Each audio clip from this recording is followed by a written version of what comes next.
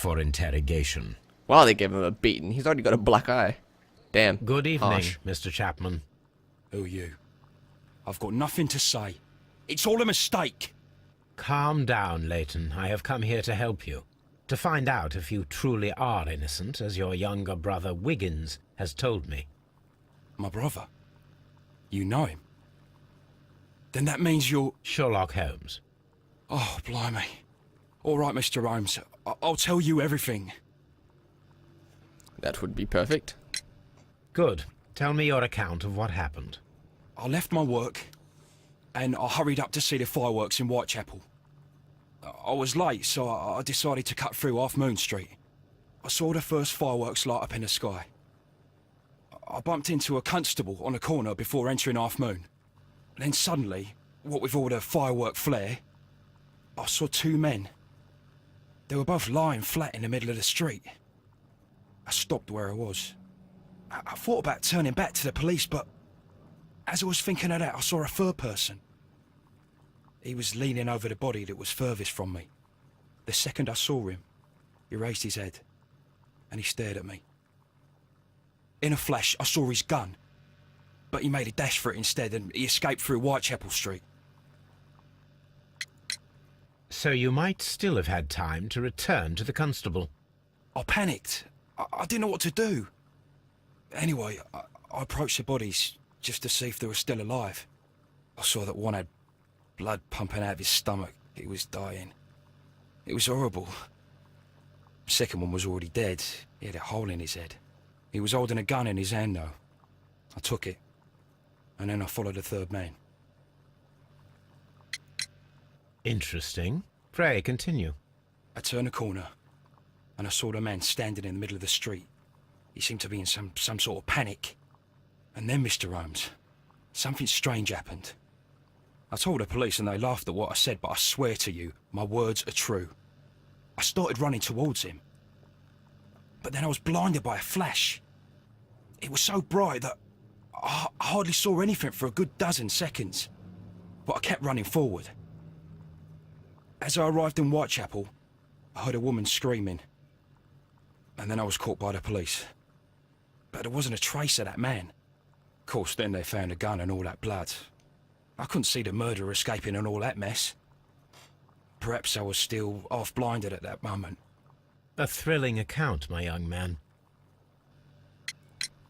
Leighton, are you able to describe the person whom you saw standing in Half Moon Street?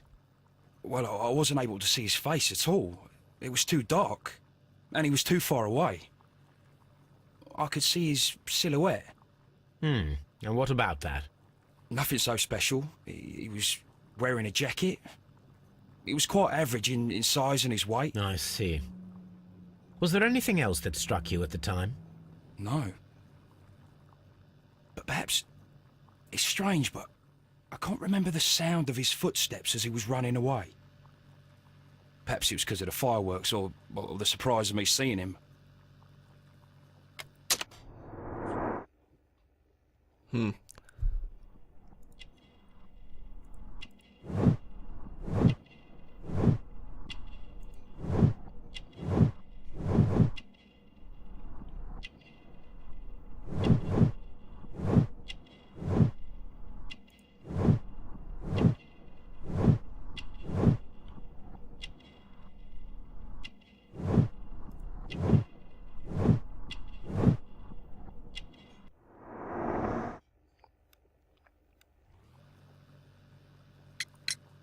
Leighton, I confess I am puzzled. Why should a young lad like you take a gun from the hands of a dead man and set off in pursuit of a probable killer? I know. I keep wondering that, but at the time it was like a reflex. A criminal ought to be arrested, and he was armed. You were willing to risk your life. That was a little foolish, unless you wanted revenge. No, Mr. Holmes. I was just being brave and stupid. Boom. Nailed I'm it. sure that you were, but I believe that you may have recognized one of the victims, Brian Vercotti. You knew that gentleman well, did you not? However could you know that? You have a typical tattoo of the Westgate Brotherhood upon your hand. I observed exactly the same mark upon Mr. Vercotti. You came to know him from your sharing a past prison sentence. Am I correct, Mr. Chapman? Oh, God. You're right, Mr. Holmes. Would you tell me a little about Brian Vercotti? We were convicted for a robbery. Once in prison, both of us joined one of these fraternities. During that year, we tried to help each other out, you know? You were quite young then, I believe. Yes, Mr. Holmes, we were. We'd only stolen a pound of meat. After we were released, and when I saw what my little brother had become, I decided to work towards living an honest life. And Vercotti? He had a hard time. His sister had died in a Whitechapel dispensary while he was in prison. He had no family anymore. Our paths split. He fell back into crime. So you lost him? Yes. And for around 2 years, I heard no news of him at all. We shall see you soon, young man. I believe him.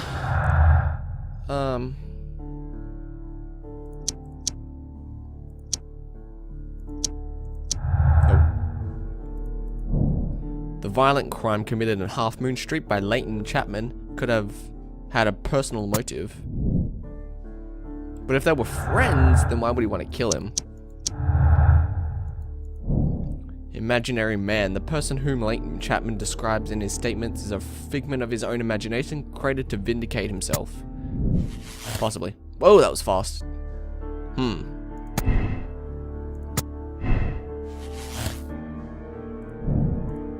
We need more clues. We need more clues. Let's see. Investigate the ancient bracelet and find out how it could have appeared. There are possible crossfire between blah blah blah. And I've been to examine the dead bodies and perform a reenactment. Do I go back to Half Moon Street then? We can use our imagination.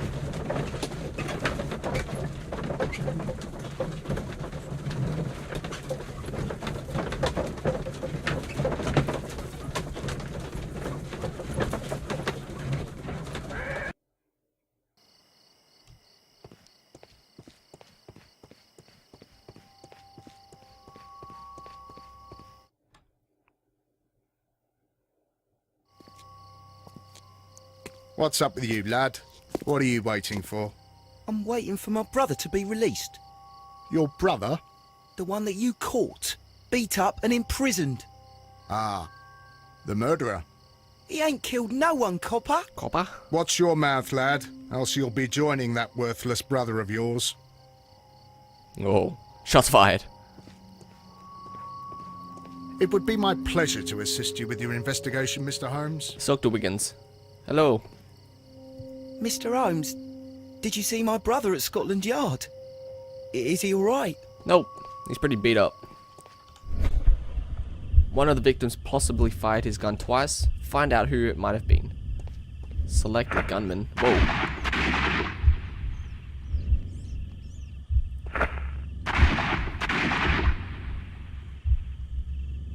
Right.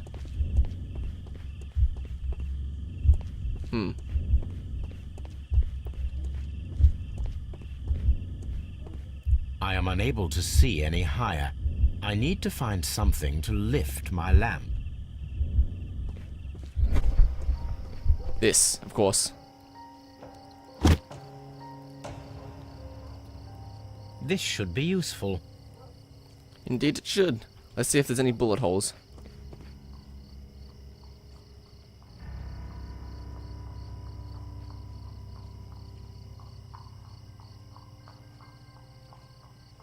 Oh, there we go. Hello. This is most definitely a bullet hole. The brick cracks are fresh. Watson, there was a third shot fired in this street. Whoa. 2 victims, third shot.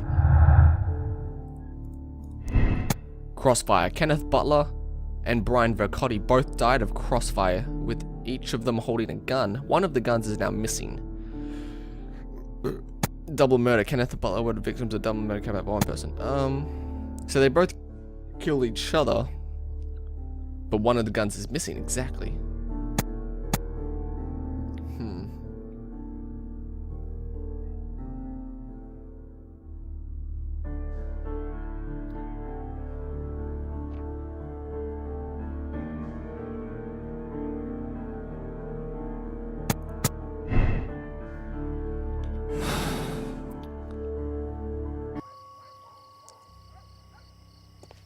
Is that everything? Investigate the ancient bracelet. Okay, do that now, actually. Actually, we've already examined him. No need to now. Let's see. Back to Baker Street. Search the archives for this bracelet.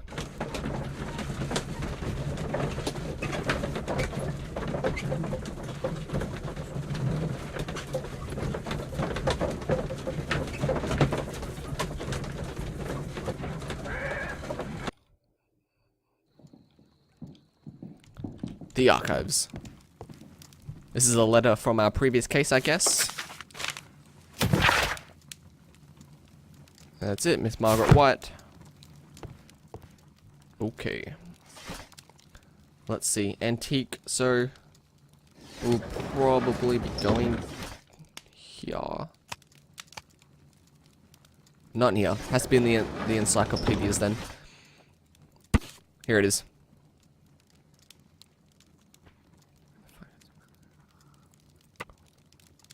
Here it is. I need to continue my research in my archives. What do you mean you need to continue? We just did it. Oh, wait.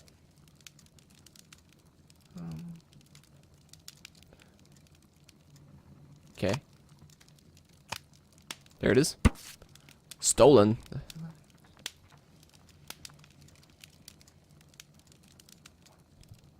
Pawn shop owner Kenneth Butler.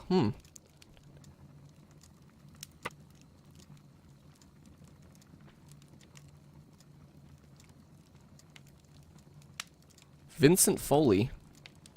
There's another suspect.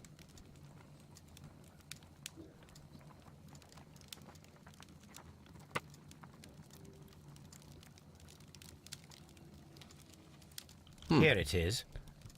Here it is. One of the victims, Kenneth Butler, was involved in the story of the stolen Hellenistic treasures. A visit to his pawn shop should tell me more. Pawn shop.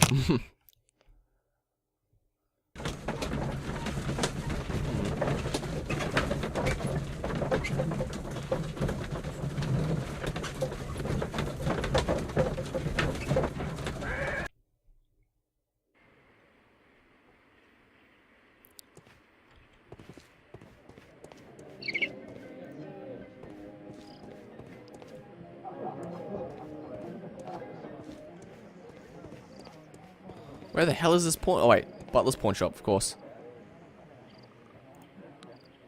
Oh, of course. Mr. Butler's Yes. key matches the lock perfectly. Perfectly. Nailed it. Is there anything around here that I can examine though?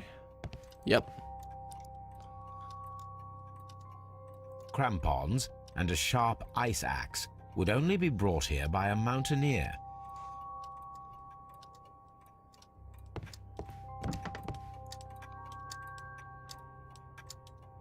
A flare pistol. Perhaps it was pawned by a destitute sailor.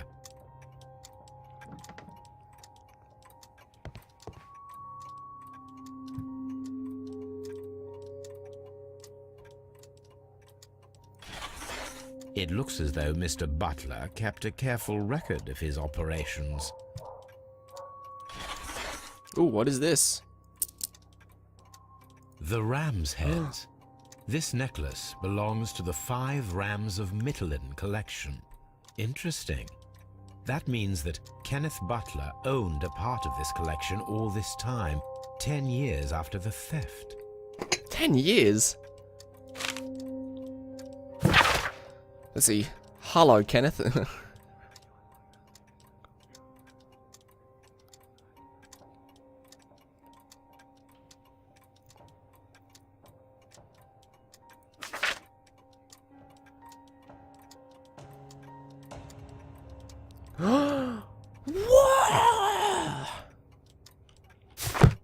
It's all starting to come together.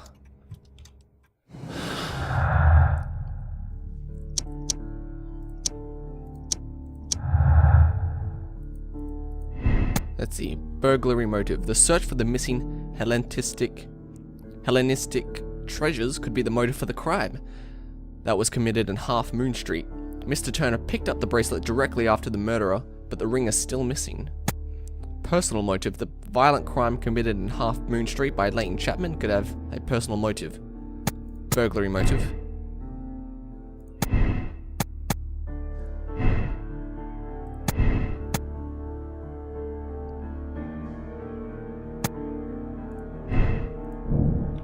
Okay, still need more clues. I think there's still more to do.